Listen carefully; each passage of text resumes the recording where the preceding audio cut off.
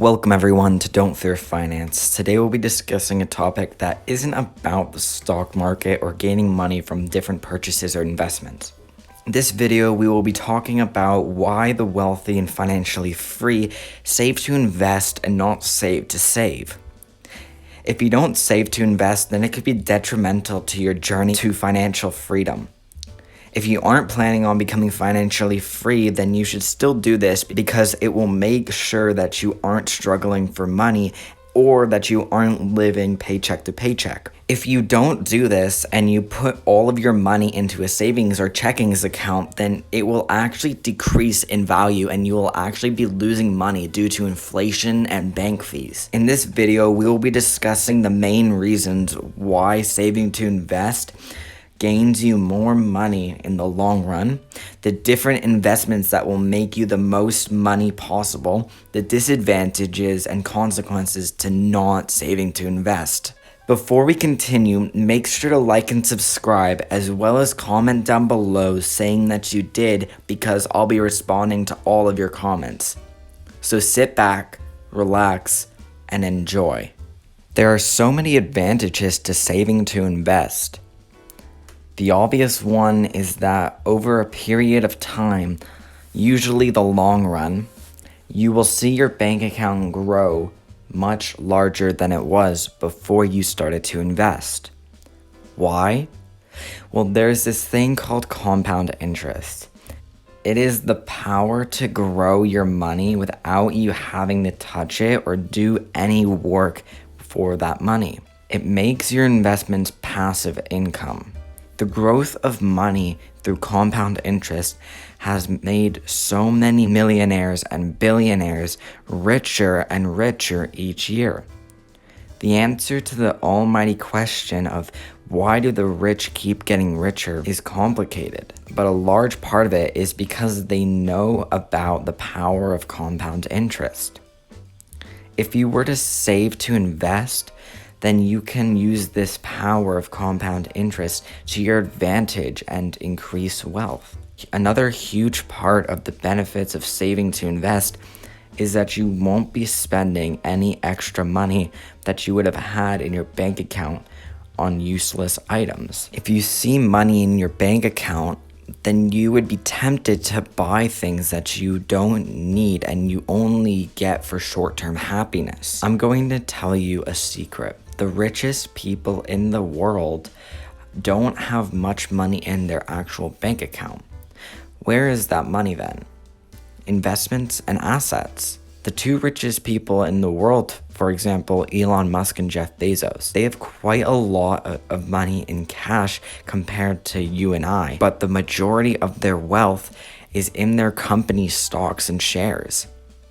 Elon Musk owns 20% of Tesla. When Tesla was estimated to be worth $500 billion, articles such as Forbes calculated that Musk's net worth was around $131 billion, making him the second richest man ahead of Bill Gates. The reason why is because of all his assets.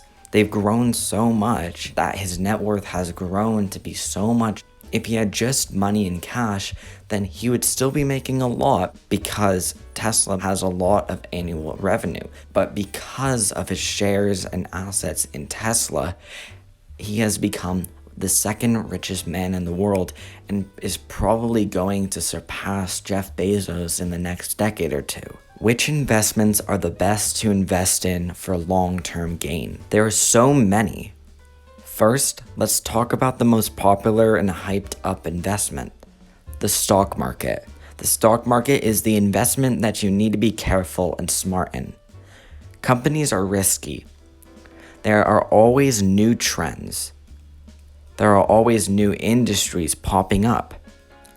If you know what you're doing and you're not racking in major profits, you can make an average of 7 to 9% yearly returns before inflation, tax, etc.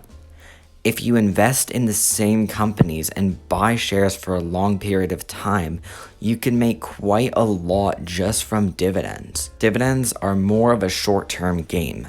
They give you around a 30 to 35% return rate on your money. On the other end of the spectrum, there is the stock equity and stock value. If you want to get rich off this part of the stock market, then you will have to wait a while for it. If the company has a straight line going upward in profits and equity, then you should wait a good few decades so then you could get the best returns out of that company. There are companies like Tesla that have a constant quick profit and equity gain. You will get more value and equity return value in the short run because their stock value is going up so quickly. The second investment is in real estate. Just like the stock market, there are both equity and short-term returns in real estate.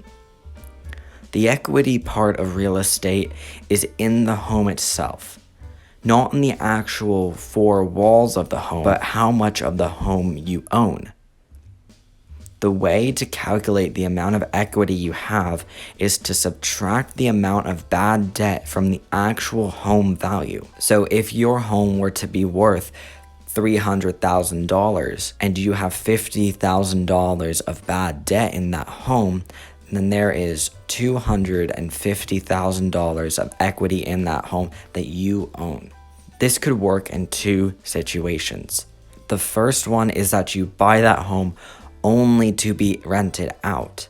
The second short-term value strategy is to flip the house. This uses equity, but you're not waiting for it over a course of time. You're speeding up that equity process by throwing money into the mix.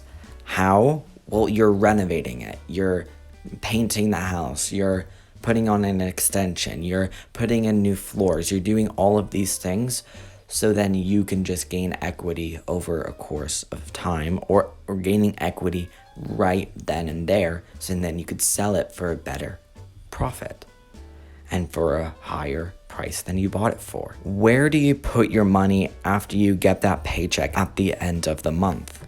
A savings or checkings account, I would assume, if you're not putting them into investments. What is the problem with savings accounts? Don't they have interest on your money? Well, yes, they do have interest, but the interest does not keep up with the inflation rates at all. Why? Well, inflation rates fluctuate from 1 to 3% per year. The interest rates from a bank are from nothing to 1% if you're lucky. You see the problem here, right? If you keep your money only in a bank account, then you'll either lose money or gain nothing in hindsight. Now, putting things into investment is a pretty good way to earn more than the inflation rates. The stock market, for example, it returns around a 7 to 9% return before inflation. After inflation, it is around a good 5 to 7% on your money. You see your gain here, right?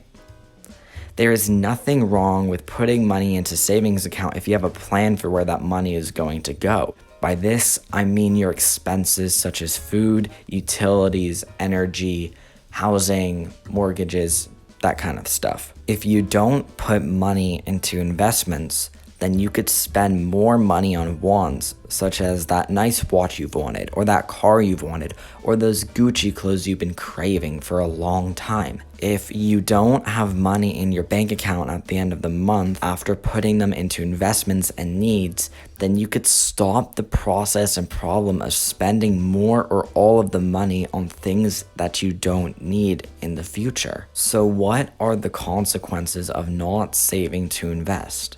I've mentioned one of these consequences: spending more or all that you have in the bank account. Why is this consequential?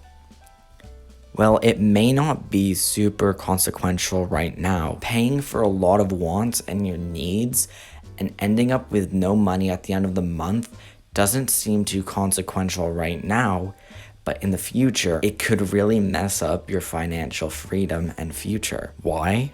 Well, if you have no money left over and if you're not putting any money into investments and retirement accounts, then you could be risking having no money or next to nothing when you retire. The second consequence of saving to save instead of saving to invest is that if you lose your stream of income, then you have no way of having money come in at the end of the month, now or in the future.